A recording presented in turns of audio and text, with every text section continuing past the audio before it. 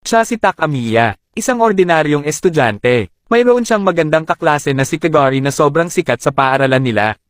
Kaya binansagan itong prinsesa. Katulad ni Takamiya, sumasakay lang ito ng bus papuntang eskwelahan. Kaya nagtataka si Takamiya dahil ang alam niya ay mayaman ito at anak ng isang negosyante. Hindi lang pala sila magkaklase kundi magkatabi pa ng upuan. Pero ni isang beses ay hindi pa sila nag-uusap. Nasagi ni Takamiya ang kanyang pambura at nahulog ito. Nang pupulutin na niya ito ay bigla naman itong pinulot ni Kagari at iniabot sa kanya. Akala niya sinwert siya dito ngunit dahilan pala ito para pag-initan siya at mabugbog ng mga tagahanga ni Kagari.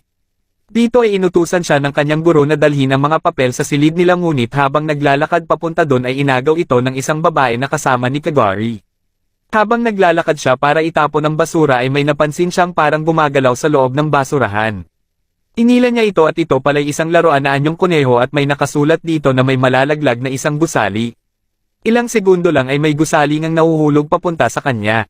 Nang pagdilat niya ay nagulat siya dahil karga-karga na siya ni Kagari. Biglang may umatake sa kanila na dalawang parang robot na kuneho. Habang nakikipaglaban si Kagari sa mga robot ay may isang babaeng tumatawag sa kanya. Akala niya ay kaibigan ito ni Kagari kaya dali-dali niya itong pinuntahan. Tumambad sa kanya ang napakaraming robot na katulad ng nilalabanan ni Kagari. Balak nilang patayin si Takamiya. Bago pa nila ito magawa ay biglang dumating si Kagari at sinunog silang lahat.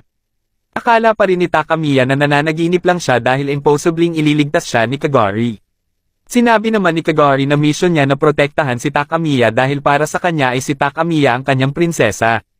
Biglang may tumayong robot sa likod ni Kagari at aatakihin siya nito kaya kaagad na hineronggan ito ni Takamiya ngunit hinampas lang siya nito at nawala ng malay. Isa-isang nagsitayuan ang mga robot at muli silang aatake pero naubos na pala ang pasensya ni Kagari sa mga ito at nagpakawala ito ng napakalakas na kapangyarihan. Nang magkamalay si Takamiya ay nasa loob siya ng pribadong silid na pag-aari ni Kagari. Dito na rin napagtanto ni Takamiya na pasekreto pala siyang pinoprotektahan ni Kagari. Ito pala ang dahilan kaya palaging sumasakay si Kagari ng pampasaherong bus bakit magkatabi sila ng upuan at silang dalawa din ang magkapareha sa mga tungkulin sa klase nila. Isang araw habang nasa bus si Takamiya papuntang eskwelahan ay nakiusap si Kagari na kung pwede silang magkatabi sa upuan. Dahil dito galit na galit kay Takamiya ang mga tagahanga ni Kagari sa kainggitan na kahit naglalakad na sila papasok sa paaralan ay magkatabi pa rin sila. Bigla namang sumakit ang kanyang tiyan dahil sa mga masasamang titig ng mga estudyante sa kanya. Paglabas niya ng banyo ay kinumpronte siya kaagad ng mga nambugbog sa kanya dati. Bigla namang dumating dito si Kagari para protektahan siya. Kahit sa pananghalian ay magkasama pa rin sila. Hindi kinaya ni Takamiya ang mga matang nanlilisik sa kanya kaya umalis siya dito. Habang naglalakad sa tapat kung saan nahulog ang isang gusali ay nagkita sila ng babaeng parang pusa ang itsura. Siya pala ang pasimuno ng pag-atake sa kanya noong isang araw. Katulad ni Kagari ay isa din itong magkukulam. Nang susubukan na niyang kunin si Takamiya ay biglang dumating si Kagari para iligtas ito. Nagsulpoten na naman ang mga kunehong robot na nakalaban nila pero mas madami ang bilang nito ngayon at may mga kasama pang mga higante.